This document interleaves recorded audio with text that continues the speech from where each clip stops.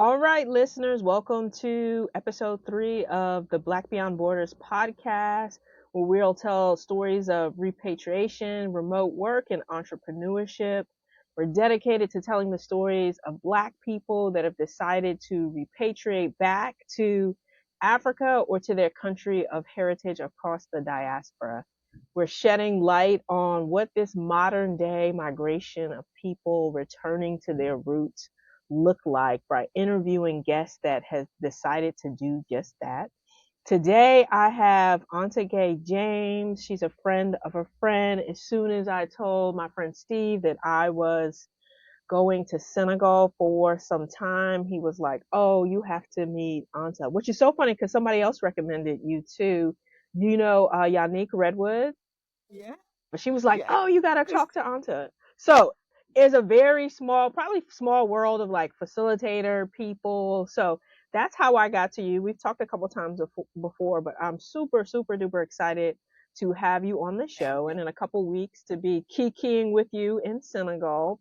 But to get started, tell me a little bit about yourself and what inspired your decision to go back to Senegal, which is where you were born. Yes, so thank you, Ebony, for the opportunity to join you on this podcast. I think it's a great thing that our voices are being amplified on platforms like this. So thank you so much.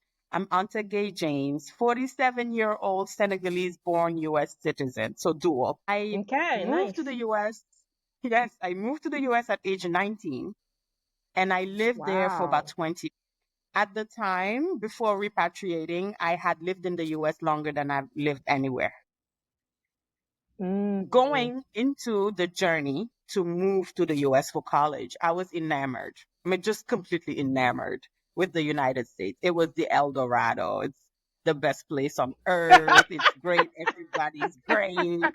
They got the best people, the best fashion, the best music, the best everything. And then I moved. And the disillusion started. The dream began to crack. Mm. The dream began to crack as soon as I got to college because people started asking really weird questions. Well, where are you from? Oh, Yeah. Africa. Oh my God, how did you get here? And I was like, well, I had an advisor. And no, like, how did you physically get here? I You're was like a plane? flabbergasted because I couldn't understand, right? I was like, well, The these are college level ignorance. The students. Why are they ignorance. asking me this? Then I started watching TV and I understood. I was like, well, okay, there's only one side of us that is shown on TV. So this is completely understandable. Mm. So that kind of formed a little bit what my career became.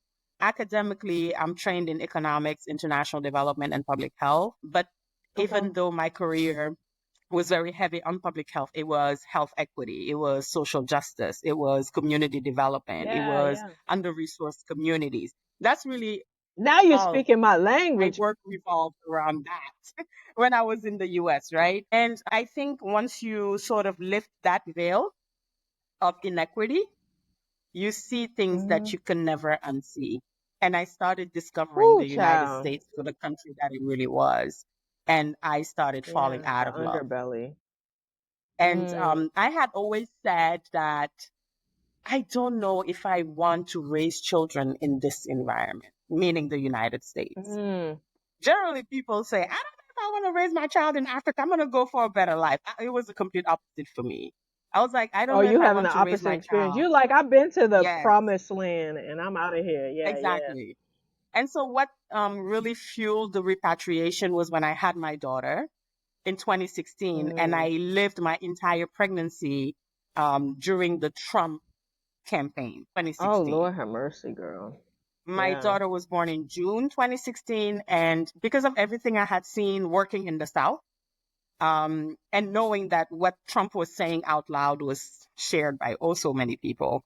They were so excited because all Mm. of these Yeah. things they were saying or thinking was being said on the leadership platform and made Mm. okay. Yeah. When I had my daughter, I was convinced at the time, this was June, that he was going to win the elections.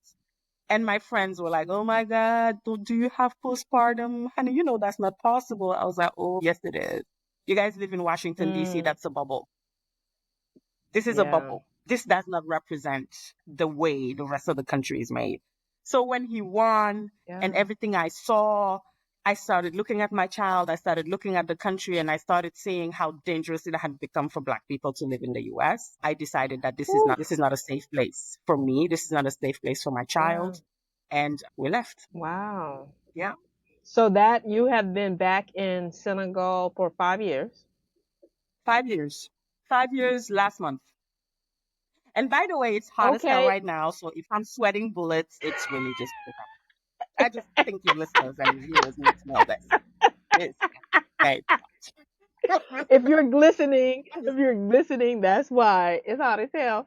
This is I'm so funny. I glistening. That's interviewed my previous interview was in someone in Ghana, and she was like, "Girl, it is so hot here." Yeah, I'm about to go there, and I was like, "Oh," I was looking at the weather, and I was like, "Oh, I was not expecting it to be 90 degrees, mm, but okay, mhm, it's going to yeah. be hot there." So, what was that transition like? How many years total had you spent in the U.S. from college up until 4 years ago? So almost 30 years, 25 years.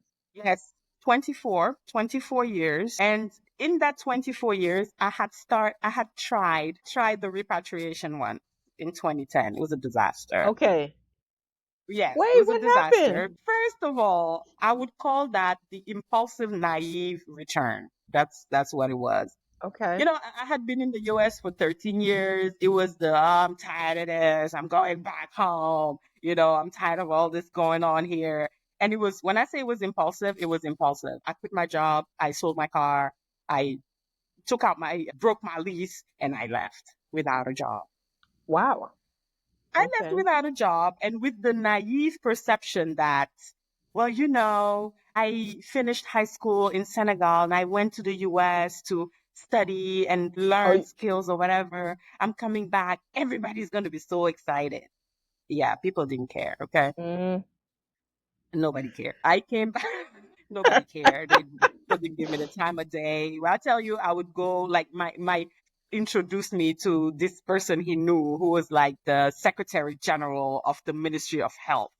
And he was like, well, go see okay. them, you know, and tell them that you're in public health and all that. I was like, yeah, yeah. So I go there with this banging resume. I had been working in diabetes in Florida and doing a great job. It was wonderful what was going on in Florida at the time.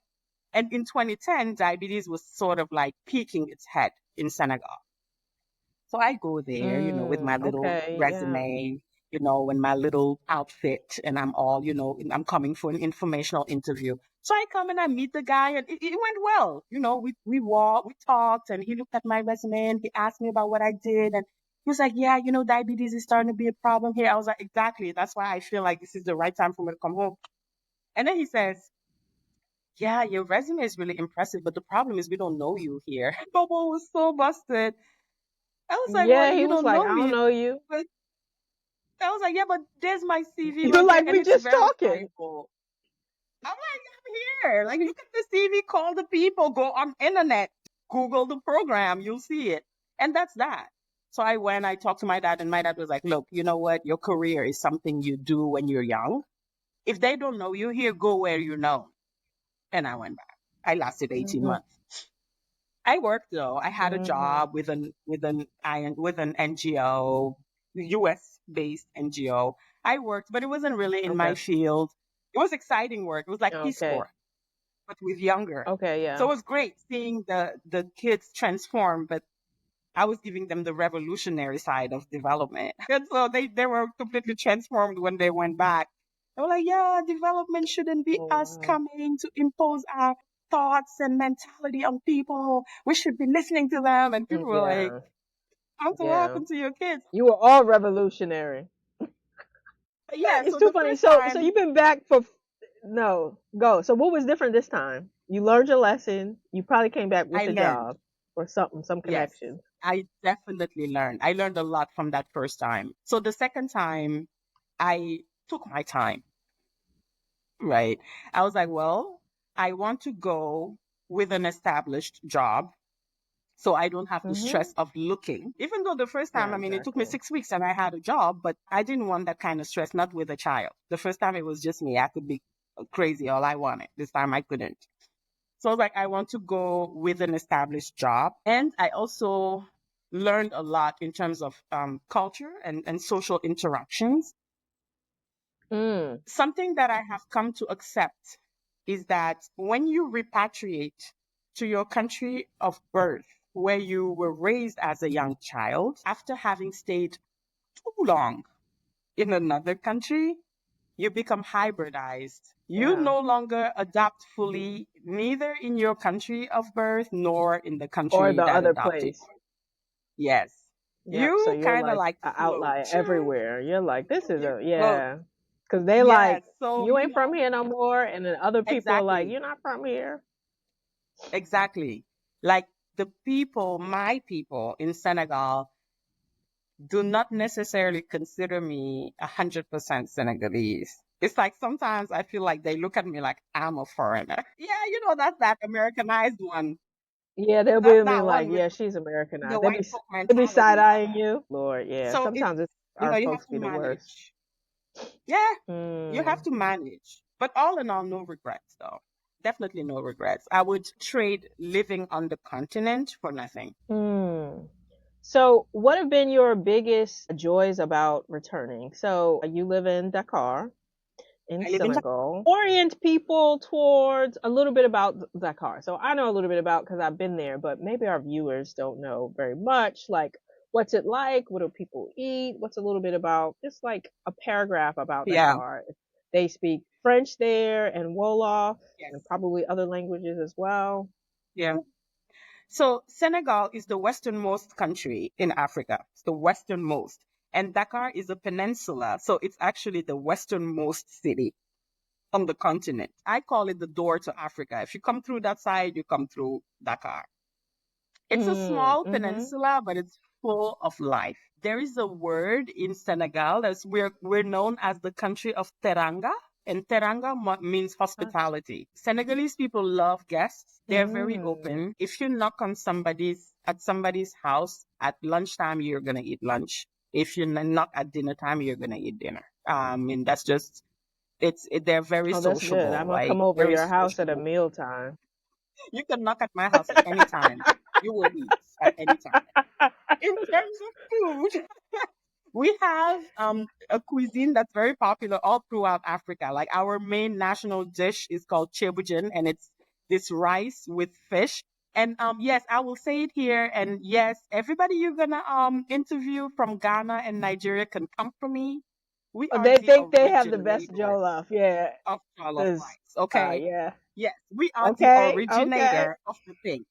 And the reason why you don't see us in the Jollof Wars, no, the reason why you Talk don't see about us it. in the Talk Jollof about it. Wars is because Jollof is actually the name of an empire in Senegal before colonization. I mean, hello. The thing is named after Oh, us. Yes, yes. Hello, Ghana, Liberia, Niger, if you're listening. So that is one. Two, I often okay. I love the say education.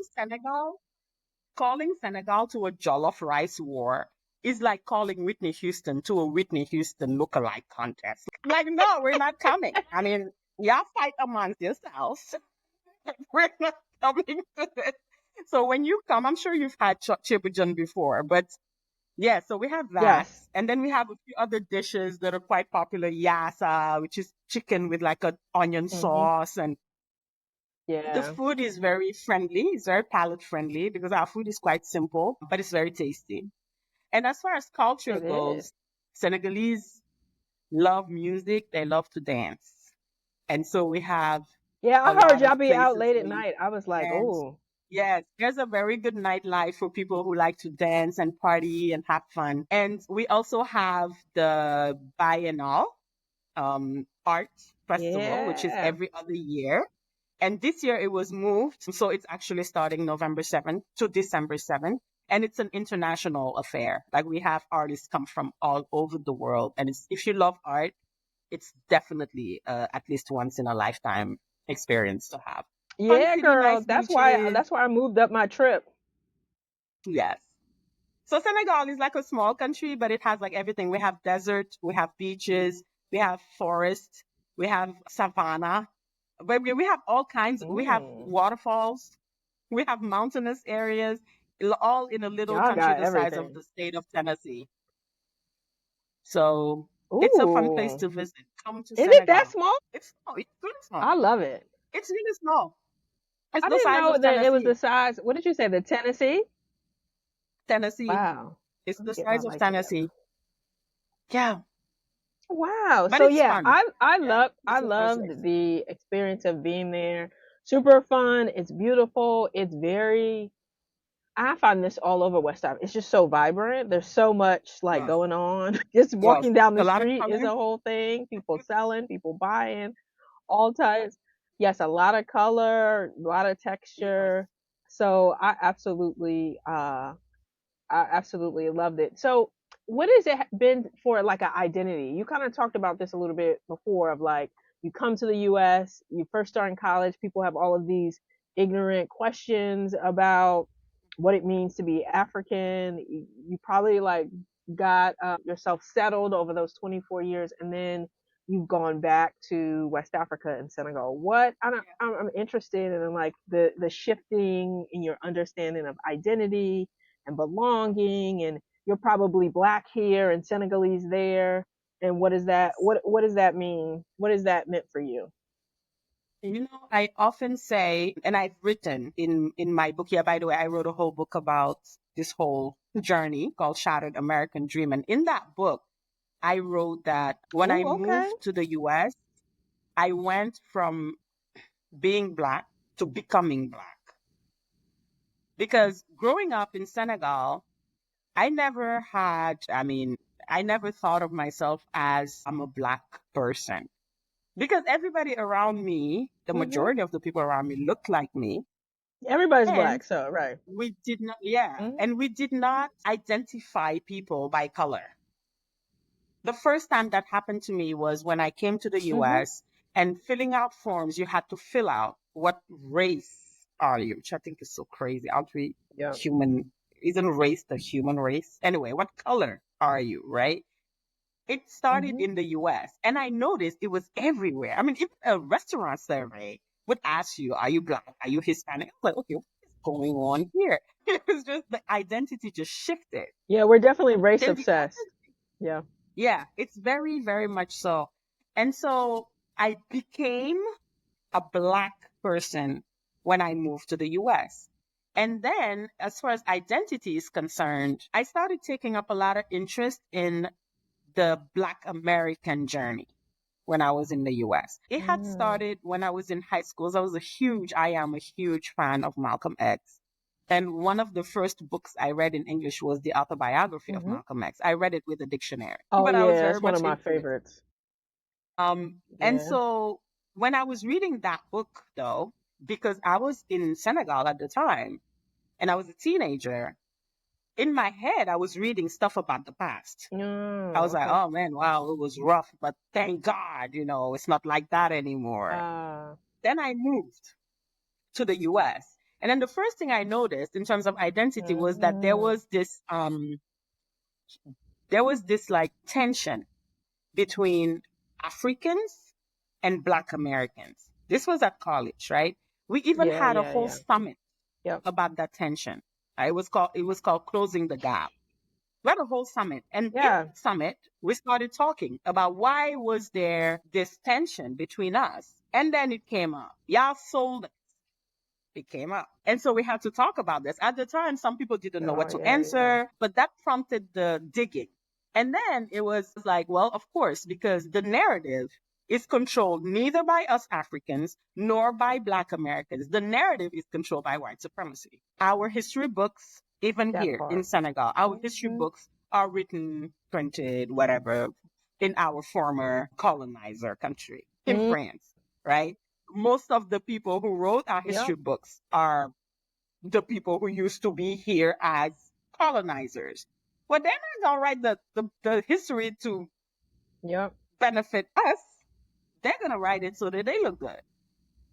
But we have so many Right, exactly. historians, so many scientists, so many sociologists, so many people who are among us who could be writing these books and that we can use those books to teach our children.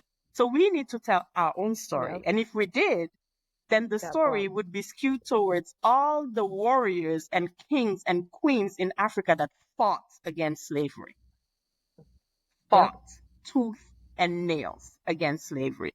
I talk about that in that book. There's a whole chapter about chattel slave, about all of this stuff that you don't find in the history books that are written by our former colonizers because, well, no, that won't Yeah. work.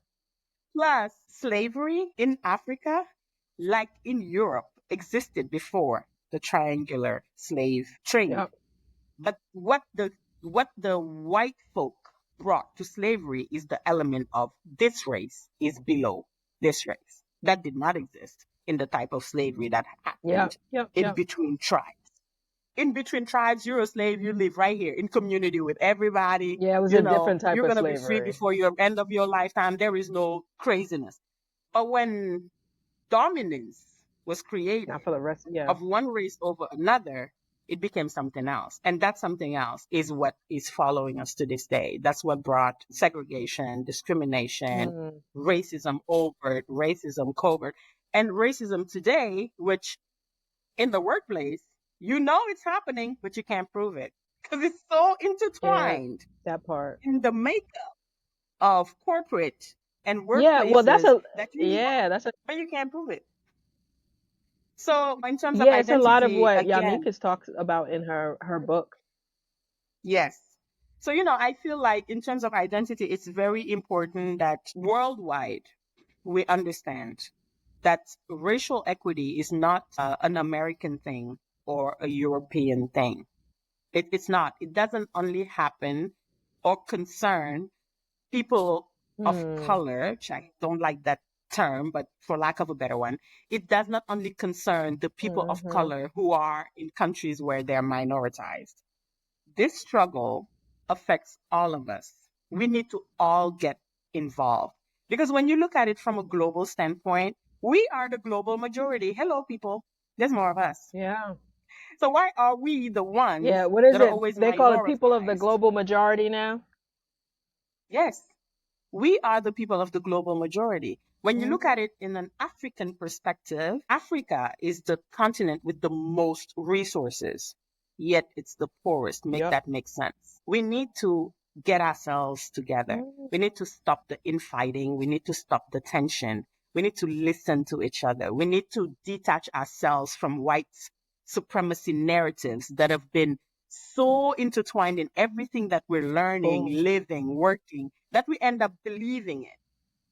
Black people are gorgeous, intelligent, brilliant. I mean, all of the inventions that are coming from Black folk All the alone. things. Yeah. So it's Everywhere we important go, we teach this. I like We to say, need to when we teach show this up, to we our show out. children. Yes, we do. We do. And it's important that we kind of carry Yeah. that self esteem to our kids. Because the other reason I didn't want to raise my daughter in the US, frankly, Mm. she's a US born citizen. She could be president if she wanted to. I can't because I'm naturalized. But she's US born. She could run for president if she wants to. But I extracted her from there. You know why? Because I didn't want her to start her first day of school being told you come from slavery, Mm. because that's not true. Black people don't come from slavery. Mm. I want her to Yeah. learn the greatness there is in who she is. I want her to know the greatness there is in this race, in this people she belongs to. And that was not going to happen in America. Yeah. I love It that. wasn't. So on that note, what's it been like for her to come back there? So she is like the true sense She's of eight. the word African American, and she's 8. So I guess she's been there since she was 3. So she probably feels more immersed in Senegalese culture than kind of informed by So, American culture, right? So that'll be interesting to see how things pan out. yes. And earlier you asked me about the joys of me returning. Hmm. And one of the joys is actually looking at Yeah. her and looking at the person she's becoming. Because when we moved 3.5 years, when she was 3.5 and it was 5 years ago, she only spoke English. She only spoke English. She Mm. understood French, but she wouldn't speak. She would understand when I tell her to do something in French, she would do it, but she wouldn't speak and she wouldn't answer in French. Within, we came back in September. By February, she was speaking French. She was Oh wow. speaking her own sentences. and everything in French. Today, 5 years later, she's fully trilingual. She speaks English, she speaks French, and she speaks Wolof, our national local I love language here. that. Yeah, I was Yeah, gonna she ask if she speaks speaks all Wolof three. too. And I often say that she has adapted better than me in our repatriation journey because I'm an adult. I have a frame of adult, right? So I have a frame of reference. Right? She's I still know learning. she's still learning. I know a Senegal from back when I was her age. And frankly, it's not the same Mm. Senegal as today, right? Like the Senegal I knew, I mean, I'm from the generation when there was no internet when I was 8. There was no internet. Yeah. There were no cell phones and stuff like that. So, yeah, I think that's for every child in everywhere in the world today. Like we had more interaction in play than our children do. And I feel like people were maybe a little more sincere when I was growing up than today. I feel like Mm. today there's a lot Mm. of focus on money and, what can I get from somebody else? And I feel like people are a little less inclined to make friends quickly because they're a lot more cautious. Whereas when I was growing up, it wasn't really like that. Yeah. And also, I feel like the values have changed a bit. And I think that's also indicative of just pop culture and how far it goes. When I was growing up, there were no reality TV shows or whatever on TV. Like, we weren't watching that. Like, we were watching things on seriously, we were watching things Right. on TV that really made us think. Like even the shows we were watching were like these detective things, and you were sitting there like, no, this is the person who did. Like it made you think. So actually, watching TV didn't dumb you down. It Yeah. really And made they you have think. morals. Today I'm very careful with TV. Even myself, like I don't watch a lot of TV, if any. I'm careful with my child and what she watches. We're more of a Netflix family, things on YouTube, even though I have to watch her because she knows more about what's happening in pop culture than I do. But the world is different. And so even though we moved back to a country that I feel has more of a sense of community, there are things that are similar. Like, Mhm. for instance, when I was little, we went out and play outside. We played outside. I don't let my kid play outside today, even in Senegal, because I don't Mhm. feel like it's safe. Not as safe as it was when I was growing up. Mm. So of course, there are things that are now kind of similar in the two countries, but all in all, Yeah, I yeah. feel like the community I'm offering my child here is something that I wouldn't trade off. I would do it all over again if I had to. Yeah, talk a little bit about that because that's one of my questions of have you navigated relationships, right? Of work, family, love, being back home, and how have you had to even navigate them across continents? Because now you have relationships Yeah. in both. So what has repatriating done to your love, family, and relational life? So, one of the triggers of moving back was when I lost my mom in Mm, 2018. okay. My mom had always wanted me to come back. Like when my dad was saying, go where they don't, my dad has the same energy as me. Like we have petty energy. I don't know you, go back where they know you. I was like, yes, that's exactly what I'm going to do. My mom That's was in the back petty like, no, energy. don't leave. That's hilarious. My job and That everything is is going hilarious, well. Don't girl. leave. So I left. And so my mom passed in 2018. And my daughter was very young at the time. She was 2. And me, when I was young, I was very close to my grandma. And it hurt me the fact that she was not going to have that. She wasn't going to have that, what I had with a grandmother, having a grandmother. Hmm. So that also played factor in, I need to move back so that at least she can have that with her grandpa, my dad. The relationships, Hmm. for me, I've had the same circle of childhood friends from like, gosh, my oldest Mm. friend, we've known each other since we were 4 years old. That's my oldest friend. We've known each other since 4. And I Wow. have like this circle. And y'all Yeah, I have this maintained the circle. friendship since you came back and forth to the U.S.? Yeah. So I have this same circle of friends, and Okay. we're like, sometimes we could stay months without talking to each other. But if one of us has something, needs something, we all rally around, around the person. And these are like my soul Mm, sisters. Like they're okay, beyond friends, wonderful. they're sisters, right? So those are relationships that I've maintained.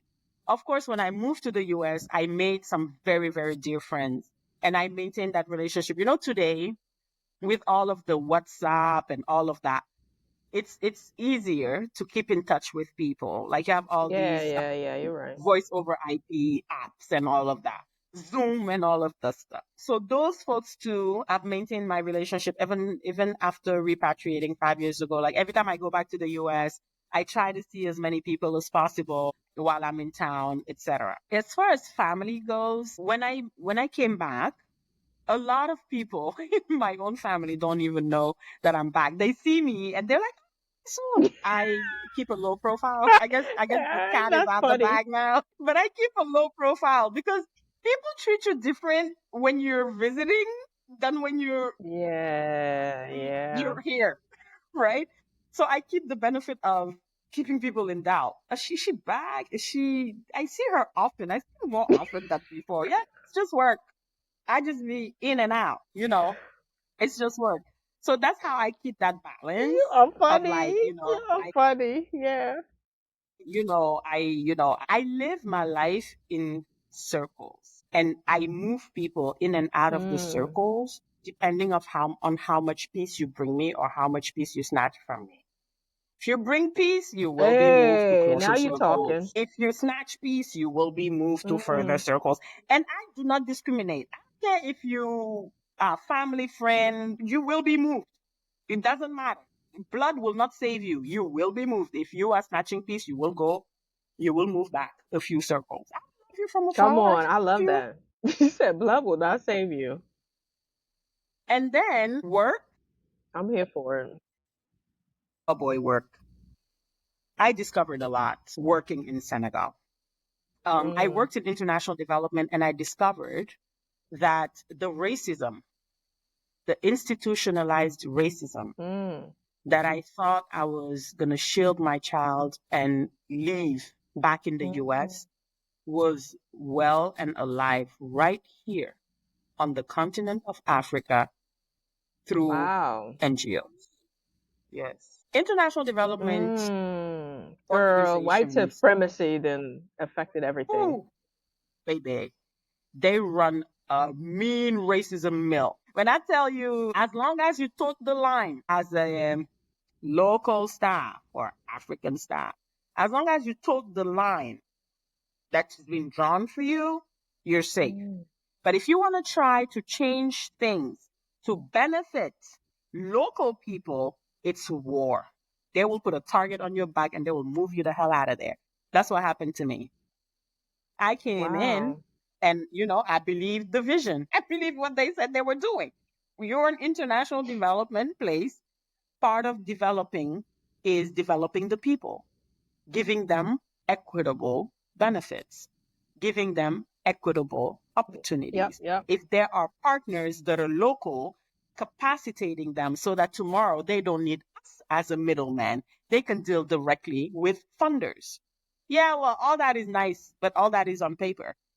The reality of it is different.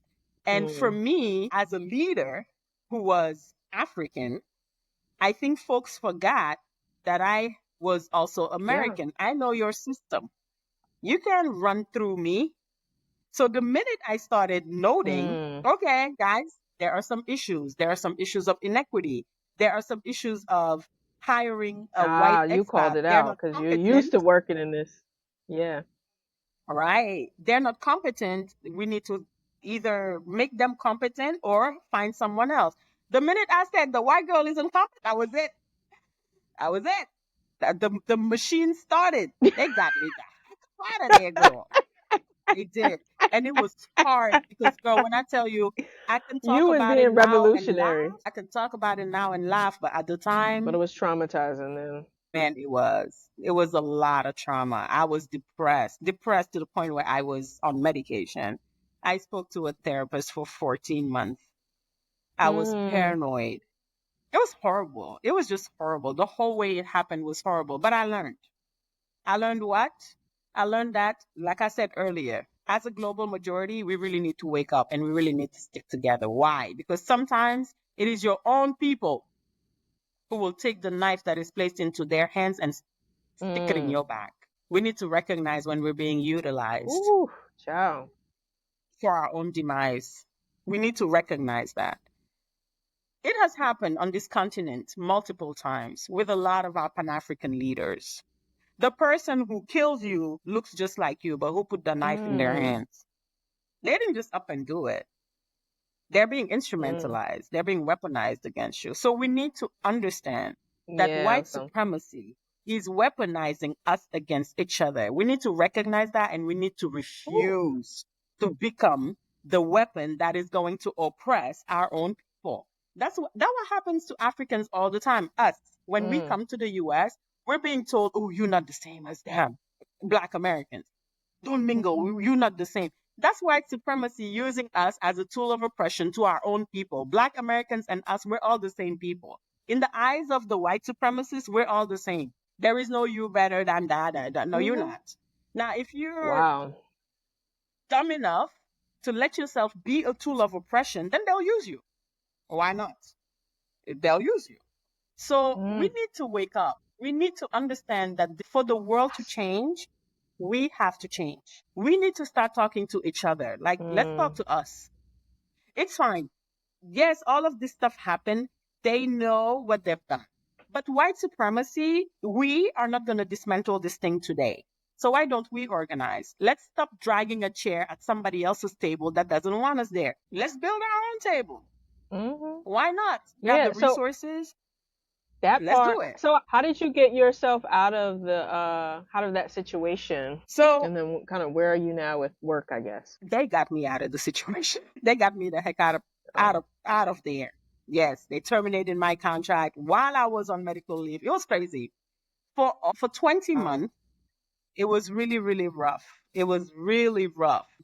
But I started working again in May. I work for the government of my own country. I work in things that I love with brilliant people in a real opportunity to affect change because I actually work with decision makers at the highest level of government. So that to me is a wonderful opportunity to affect change. And in terms of the former employer, we're in Mm. court because yeah, the thing about me is Oh that you're wow. not gonna give me $2 and send me off running. I will fight because it's not about money for me. It's not about money. It's the principle. Mm-hmm. If I About don't what's right, fight, yeah. you will do it to my little sister or my little brother who's in the pipeline and who's coming to this leadership position. And I won't let you. I won't let you. I I know will that's tell right. my Come story. on with that. I I will love your tell my spirit. story. I will tell it. And I will tell it so that those who look like me know what to expect when they enter certain situations and certain environments. Don't be naive, okay? Just because it's written in the vision and the mission doesn't mean the place Mm. is going to run that way. But hold them accountable because don't use your dignity is not for sale. Work is a transaction. I bring my competence, you pay me a salary. Nobody's doing nobody a favor here, okay? My dignity, though, is not for sale. You don't have enough money to buy it. Mm. But what we need to do Priceless. is, as we are in situations of leadership, we need to realize that we have to be trailblazers for the generations that are going to come after us. And we have to I know know that's right. that those generations count on our dignity for them to be safe. Psychological safety starts with each of us. So if we see something that isn't right, as Mm. John Lewis said, get in good trouble. Do it. Justice never fails. Good It might trouble. get hard. I had 20 months of pure heartache, pure Mm. depression, but I will not take it back Wow. because the fight is going to make sure that somebody else doesn't go through what I went through. And that's what I want to exhort every leader who is Amen. of the global majority, who is today in a position of leadership. It's not about you. It's about everybody else that's going to come after you. So do the right thing, fight injustice, and make sure that our people in the pipeline that are coming have psychological safety. Because if we don't lead our own stuff, we will never move forward. We will never develop. So, You're yeah. right. Go ahead, sister. Last two questions is what advice do you have to someone who may be going on or thinking about repatriating either to their country of heritage or maybe somewhere across the diaspora?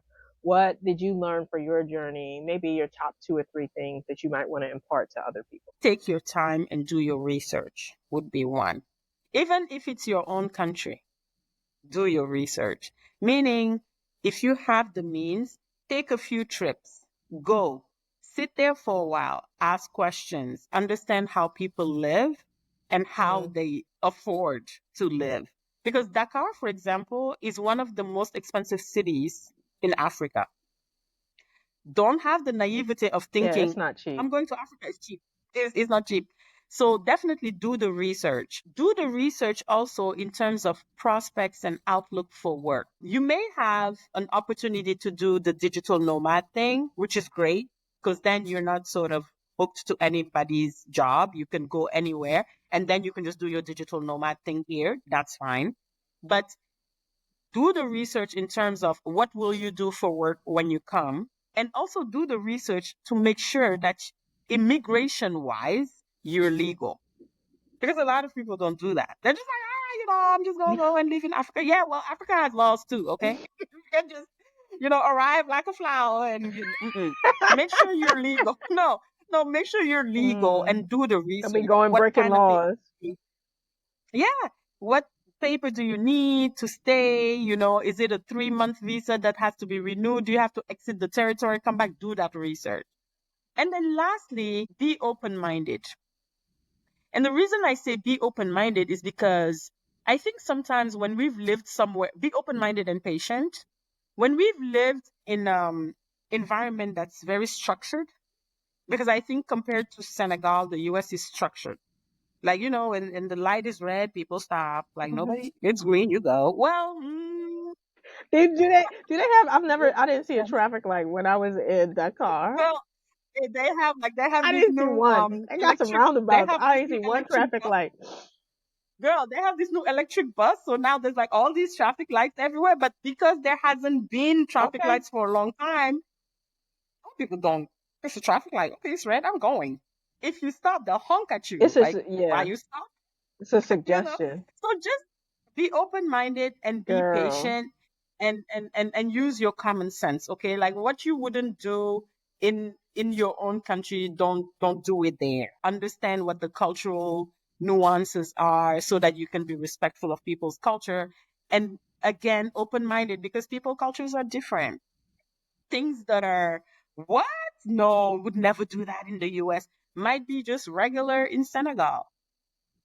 Example, polygamy. Polygamy is illegal in the US. Polygamy is legal in Mhm, Senegal. So if you see a man with his 3 wives, just okay. Don't go mhm. to the wife, like, okay, don't get Yeah, into the new that. president. The Do new what they president do. has two wives, right? He's cute. So He's young and cute. The new yeah, president. I and said, he's only okay, Mr. 44 years President. old. Yes, 44 years old. I think we have one of the See, youngest presidents on the continent right now. So it's definitely a breath of fresh air. And we hope that, it's only going to bring even more positivity in the way this country moves forward. But yeah, I have love your that. financial and work plan, research the place, how do people live, how are you going to live, and what is the culture like so that you can adapt, and then be patient and have an open mind. I think those three, the patience I'm You still better be working on. patient. I love that. I think we're also working on patience. Last question. So, how do people find out about you and your work? So, you talked about a book. What's the name of the book? Yes. Where can people find it? And if you're on IG or any of the social handles, let us know. Yes. So most active on LinkedIn.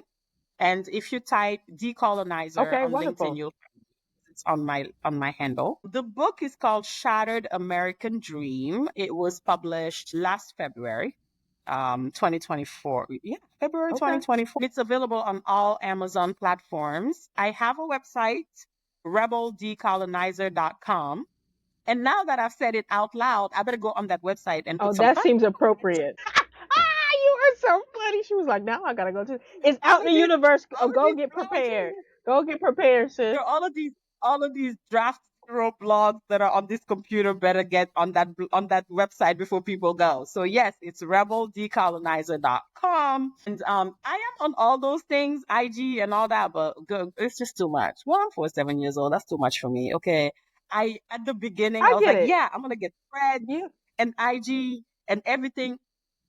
Go find me on LinkedIn and on that website. it's Buy too. the It is a book lot. and then come on She LinkedIn. said Let's I'm on talk about it. LinkedIn. I get it. Whatever social platforms people find you, I wanted people to be able to buy the book, get you some dollars in your pocket. But thank you so much. This is our time. This has been a lovely Thank conversation. you. I can't wait to get to Senegal so we can kiki in person. And what you say? Come over your house. I'm gonna knock on the door for a meal. Almadies is what is it, like 10 minutes or so away from Yafaraj? So Yes, not that it's far. not far. At all. No. So thank you so much. Thank you so much for your time, for our Thank you. conversation. Thank This has been you. another episode of Black Beyond Borders. Join us in our next episode, and thank you. We say goodbye to Anta. Thank you. So we gotta wait.